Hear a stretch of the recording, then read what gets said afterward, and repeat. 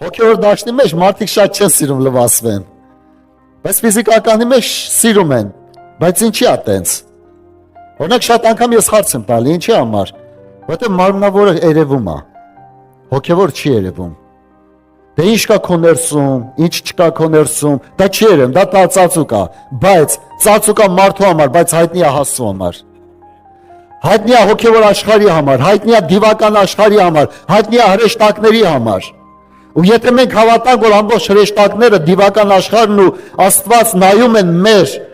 հոգևոր մաքրությանը, այս ժամանակ մենք ավելի ահով ու դողով կգանք, ասենք Տեր լվա մեզ, Տեր մաքրի մեզ։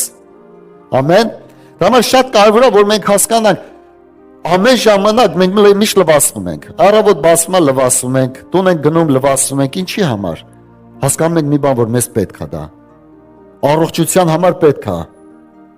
Թեկուզ սիրունությունը չէ, որ մի հատ պետք է ձեռ լվաս, բայց առողջության համար պետք է։ Նույն ձևի մեր հոգիներ լվանալու համար, մեր հոգիների առողջության համար պետք է դա։